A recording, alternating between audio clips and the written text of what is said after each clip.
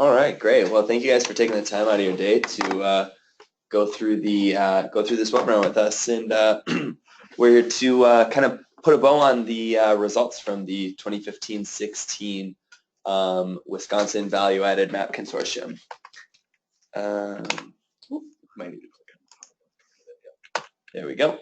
All right, so here's the agenda for today. We're going to go through some introductions, talk a little bit about the value-added process, review the data process and how that worked with DPI and NWEA. Take a look at an example report and look at what's inside of those. Talk a little bit about some of the technical specifications of the model and the model controls. Finish up with some summary analysis of the number of students, the number of tests, that type of thing. Talk briefly about some continuous improvement and other work that EA does with districts. So we'll get into it with these introductions. We got about a half dozen of us here, so we'll take it right from the top. Hi, I'm Mike Christian. I am a researcher with EA. Hi, I'm Carl Brennan. I'm a Director of Partner Services here at EA. Hi, I'm Constanza Liborio. I'm a research analyst here at EA. I'm Nicole Webster, also a research analyst at EA. And this is Charlie Hartman. I'm a data strategist here at EA. I'm Sean McLaughlin. I'm Senior Director of Operations and Communications here at EA, or Education Analytics. Great. So let's start here, and feel free to stop me at any time if you guys have any questions. But we're going to start here and go through kind of just an overview of value added in general, and take a look at how this is being done at kind of a high level. So we have a conceptual explanation called the oak tree analogy. We can send this PowerPoint out. That'll have this link in here. This is something that was developed about 6 or 7 years ago that we used to talk this through. And if this is something that you're going to be presenting to stakeholders in your district, like teachers, principals, it's a pretty good place to start. We're not going to be going through it today, but it's kind of going through this information, but in the form of an analogy. So here's a visual representation of this of the value-added process. So we start with a student achievement score on a pre-test. We'll talk a little bit more about what we're using for pre-tests here later in the presentation. But we start with the score from the pre-test, which is either from the fall of the same year or the spring of the prior year.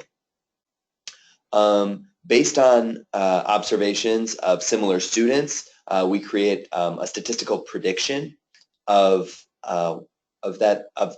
the post-test score.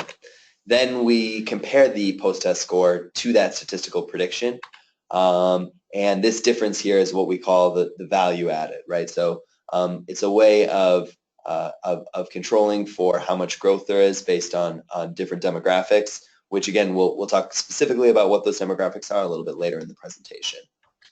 And then this from here, we do this for every single student, and comparing the growth of the students and your district to those students who are across the consortium, and then these get aggregated up here by our analyst team to the school level and to the district level to give an indication of what the growth is like at the grade level team level. So grade level, team, school, and district level to get an indication of what growth is like at each of those. Talk about how we got the data here. NWEA sends this data to us directly, including the student identifiers and the test results. And this is all detailed in a data sharing agreement that is signed between all of the districts in the consortium and Education Analytics. We then send this data to DPI, but removing the test results. So we're only sending the student identifiers. So the state's not getting any test information here, just the IDs of these students. DPI matches those IDs against the data that they have in their data warehouse and provides us back with demographics. And then we use the matched demographic and test information to run a value-added model. We have found that the demographic data that DPI has is more accurate than what's going to be in the NWEA file. There typically is data in the NWEA file, but this is going to line up more closely with the reality, and additionally, this is the same data that's going to be used for the state growth models that are being run as well on the state testing. So DPI provided demographics. There was 100% match rate, and it makes it really a lot easier for us and frankly for the districts as well to do it this way. And there was no monetary cost. We're providing the de-identified data and the summary report, it really simplified this process for us to have this data coming through DPI. And this is really mainly a kind of a thank you shout out to DPI, who supported us through the years on this project. That we've really appreciated their help, and they've been a big part of this process. That they haven't charged us or the districts to do this process, and it's been great to be able to get that high quality demographic data from them. Yeah, are there any questions or comments on the value add or the data transfer process before we jump into some of the reporting?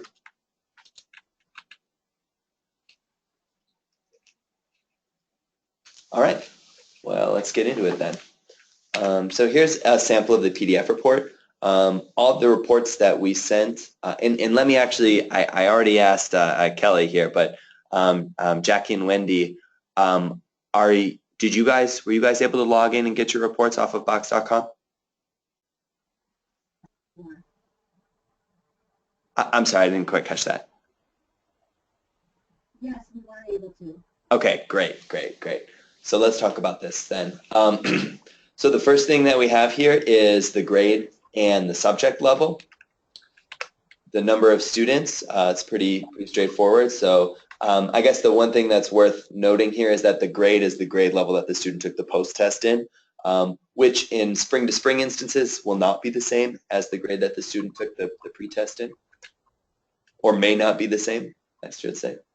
The number of students that were in the model that ended up having this run for them, the value-added estimates, as well as the confidence intervals. Now, these are on a scale of 0 to 6, where 3 is average, and we'll talk a little bit more about this in the confidence intervals in the next slide. And then over here, there's sort of a verbal description of how to interpret the combination of the value-added estimate and the confidence interval.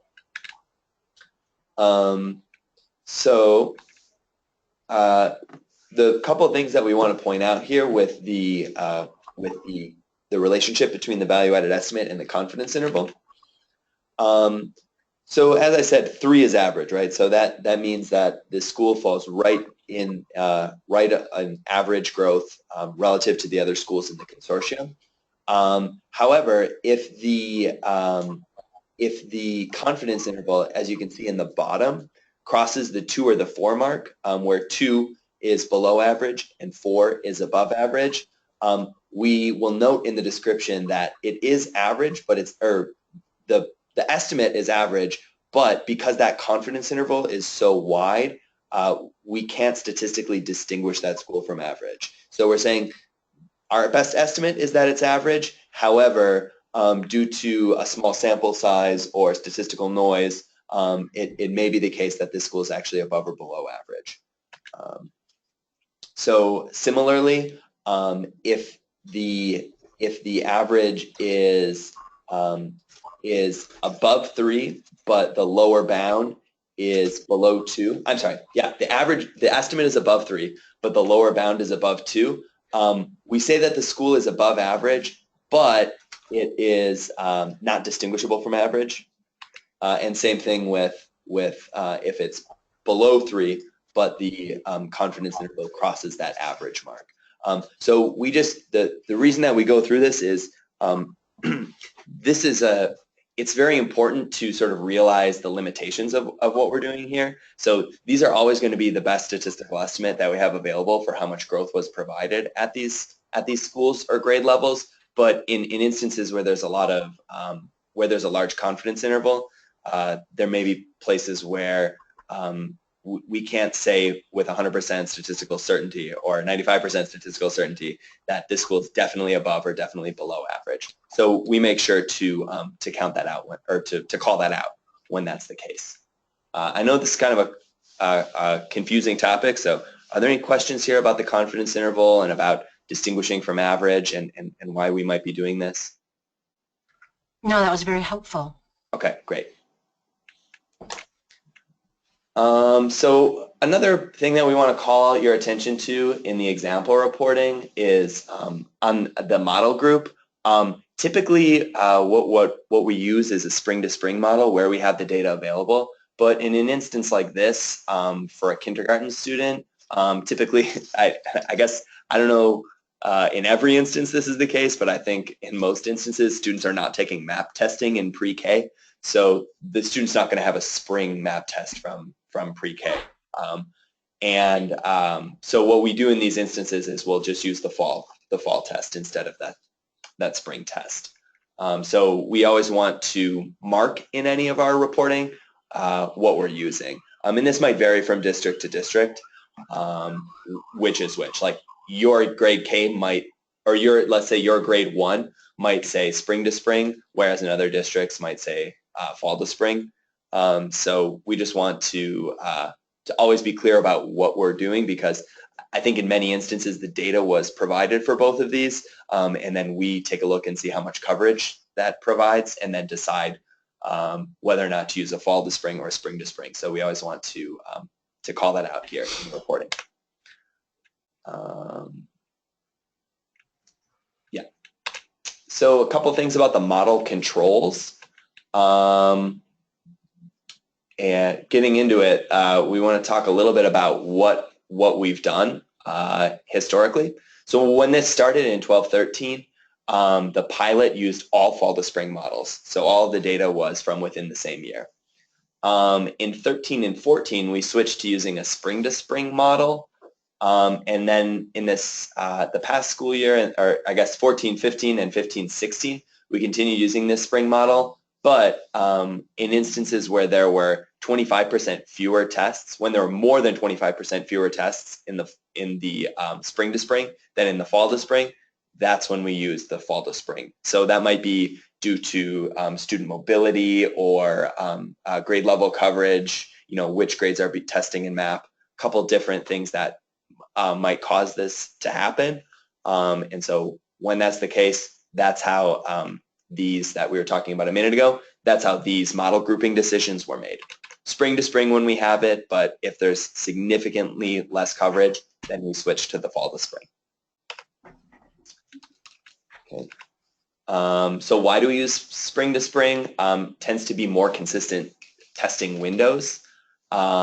Additionally, this is what, if there's one window that everybody tests at across the consortium, this is it. Typically it's spring. Other folks, some folks might not have a fall or might not have a winter. So this is the most consistent block. And finally, anecdotally, I guess, and I think that there was some evidence that we were looking at in the past, the spring tests are taken a little bit more seriously by students. And some of that has to do with the way that MAP can relate to SLOs and messaging around that. But this is what we found, and so we think in terms of estimating growth, it's best to use spring to spring when that data is available.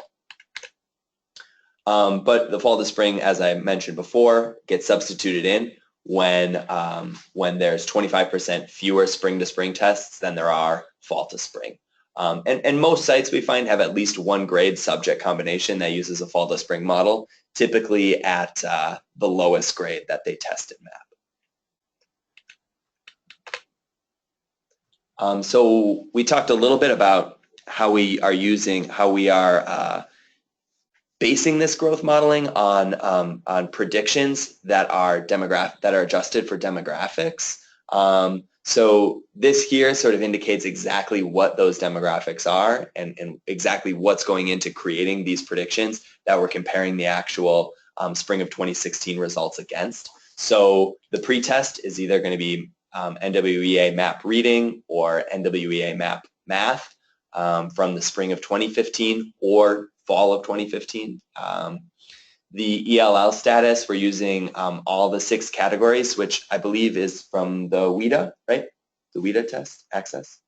The 6 categories? Or I believe so. Yeah. The 6th category is former ELL. Yep. It's The ELL. the EL category. Got it. Yep, the 6 ELL categories. The free reduced price lunch status, special education, all of these go into the model. The gender, as well as race is being controlled for in this particular NWEA model. Any questions about this or how this works or how this relates to what you're seeing in your reporting? No questions. Great. So let's talk quickly about the sort of the analysis of the results and what we saw and did this year. There were 14 districts and 27,869 unique students within those districts. This is a list of all of those, the districts that participated. I see Whitewater and Racine are right next to each other, so I don't know if that's maybe coincidence. And kind of a weird order on that animation, but this was covered grades K through 8. Okay. So in a quick analysis, you can see we have in this the grade by grade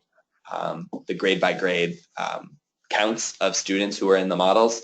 You can see it gets, after about 3rd grade, it's pretty consistent. It seems like almost every district was doing grades 3 through 8. And then K to 2 kind of depended district to district. You can see if we go back and think about those color coding, if something was average or not distinguishable from average, it was light green. Orange for below average, red for well below average, green for above average, dark green for well above average.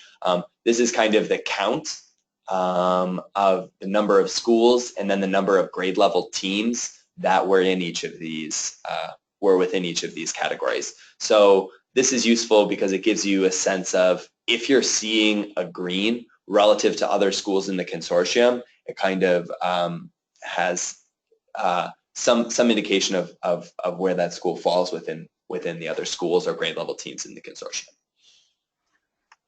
Okay. So talking about continuous improvement, these are things that we have thought about developing or working through with districts if districts have an appetite for this type of work. So one thing is using this in SLOs. Is there a way that this growth could be computed at a teacher level instead of a school level for SLO purposes? Instead of a typical maybe SGP model, number of students who meet in SGP or something like that. It's work that we would be interested in supporting. Additionally, another thing, just unrelated, not unrelated entirely, but education analytics also does some assessment development. So creating assessments for traditionally non-tested subjects. And really providing sort of the same level of detailed analysis and development that goes into a typical standardized test, but with an assessment that people develop in district. Just another service that education analytics offers that we want to let our consortium members know about. And if you would like more information about this, you have our contact information, so feel free to get a hold of us. We want to finish it up with offering up any questions, and we can kind of do this on the record or off the record, whatever people feel comfortable with. So if there's any questions that you guys want to ask right now that we can record the answers to, we'd love that, but we'll ask again after we turn the recording off too. I'm okay being recorded or not recorded. I think I know the answer to this question, but I know my principals will want me to ask it on their behalf anyway. They like this surface level data, and they're wondering if deeper classroom level data might be available at some point. And this would be like, for example, if you had 4 different teachers, let's say at the 4th grade math teaching team at your school, you'd be interested to see if there were differences at the classroom teacher level between those 4 different classrooms. Is that right? Correct. Mm-hmm. So the main limitation on that right now is data availability on those sort of things. What we receive from NWEA is really all the kids in the district together, and we get to see school indicators for those students, but we don't have those teachers associated with them.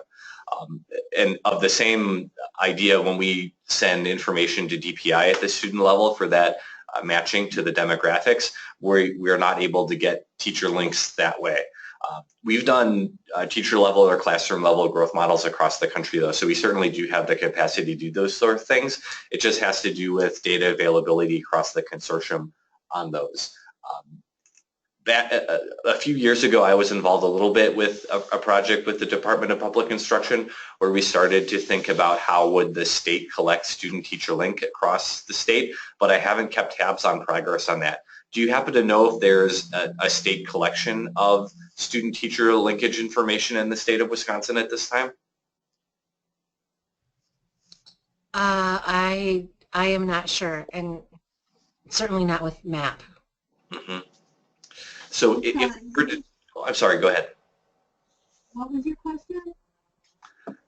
My question that I posed was about if either of the districts that are attending happen to know if the state of Wisconsin through the student information system is currently collecting students linked to teachers in some way.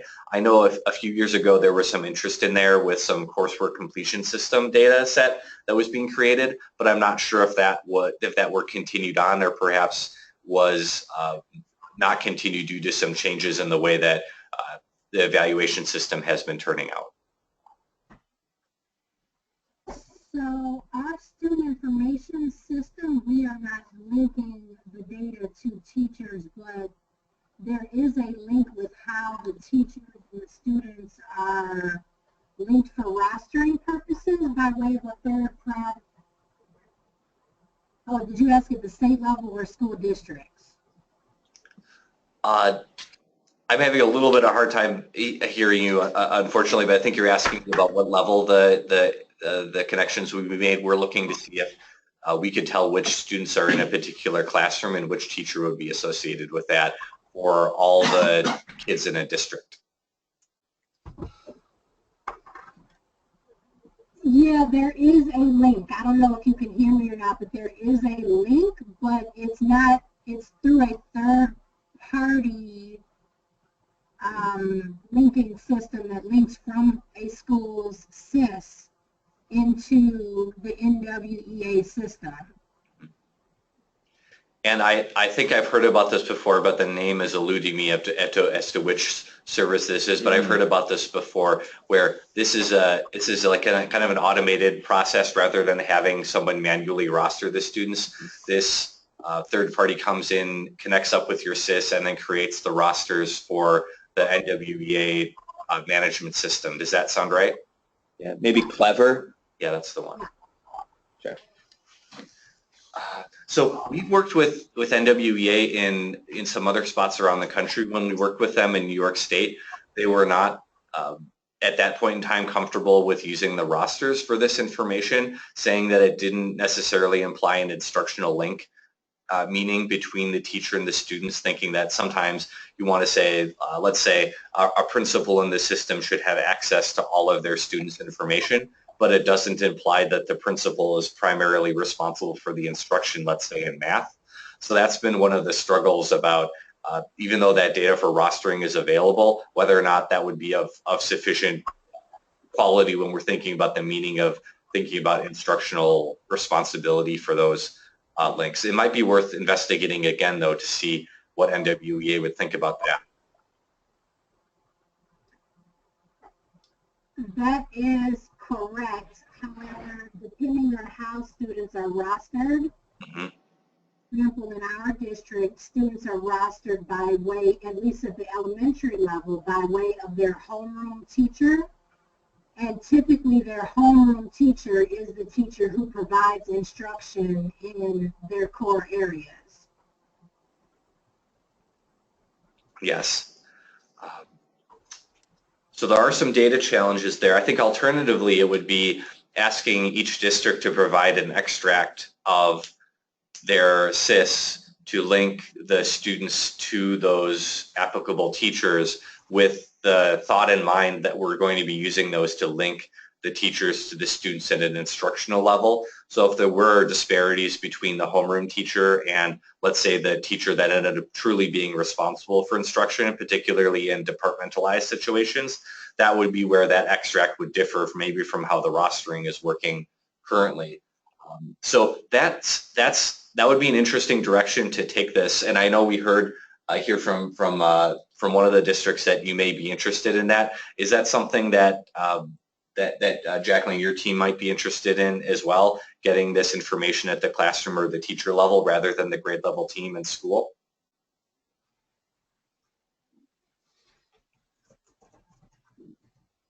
Yeah, I don't think we're at a place where we are ready to do that, no.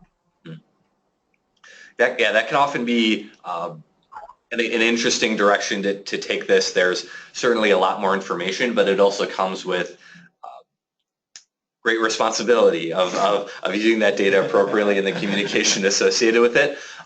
This might be a good thing for our team to write down, that we should follow up maybe with a survey of the whole consortium to see if that would be a direction that folks would be interested in taking this. I think another flavor of this might be that a district could choose that they do not want to receive the results at the teacher level, but for the purposes of our analysis, to make sure that we understand in technical terms the teacher variance component of this, we want to perhaps collect the teacher student information from districts, even if they don't want to receive those results themselves.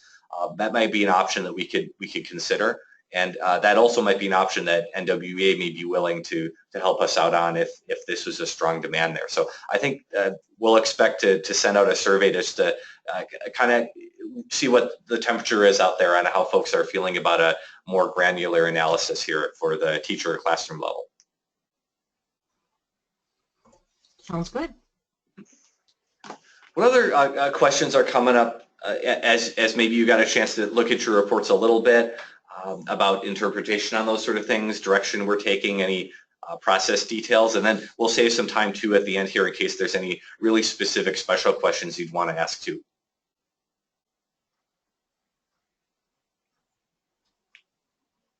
I'm good.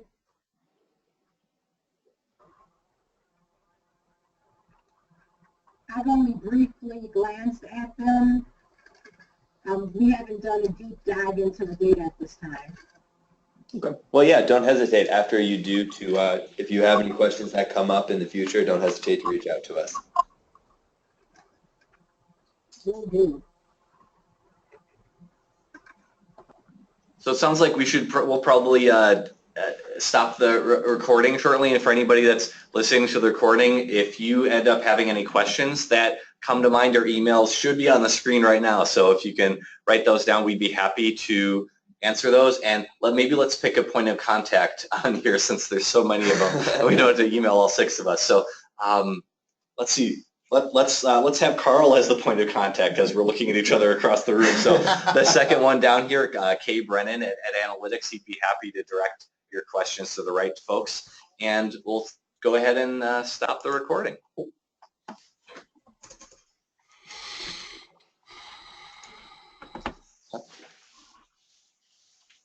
Thanks, guys.